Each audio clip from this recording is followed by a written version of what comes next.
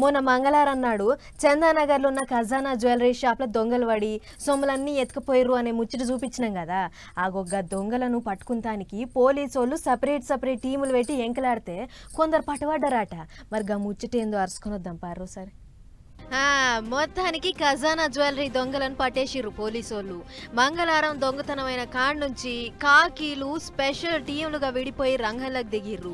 చందానగర్ కెంచి దొంగలు ఎటుకెంచి ఎటుపోయిర్రు అనే ముచ్చట్లన్నీ గట్టిగా నజరేసి చూస్తే పూణేలో ఇద్దరు ఉన్నట్లు మతలబ్ దొరికింది. వెంటనే ఆడికి ఉరికి ఆశిష్ ఇంకా దీపక్ అనే ఇద్దరు బడవేగాలను అరెస్టు చేసిర్రు.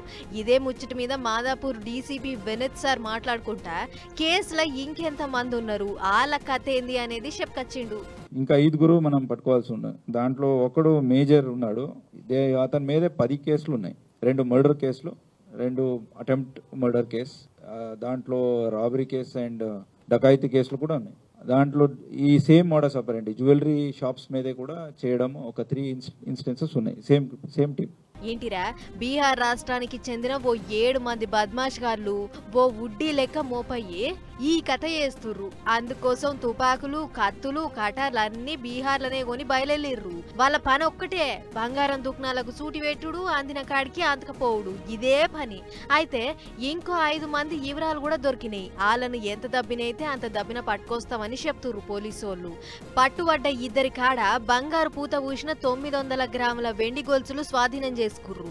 దొంగతనానికి జగదీర్ గుట్టల కొన్న ఓ సెకండ్ హ్యాండ్ బండి వాడినరట. అంతకంటే మొదలు 12 రోజులు ఖజానా జ్యువెలరీ షాప్ కడ రెక్కి చేసిర్రు.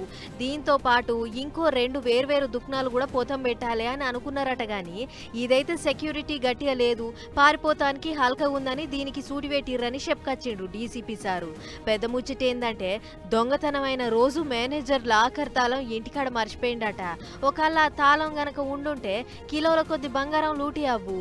ఆయన తాళం కోసం ఇంటికి పోవుడు చాలా మంచిదైందంటూర్రు. ఏదేమైనా ఈ దొంగతనం కేసు దగ్గర పడ్డట్లే. మిగిలినోళ్లను కూడా దబ్బినే అరెస్ట్ చేస్తాము, కోర్టుకు పంపి గట్టి శిక్షలు వేపిస్తామంటూరు పోలీసోళ్ళు. చూడాలి మరిగా ఎప్పుడు అరెస్ట్ చేస్తారు.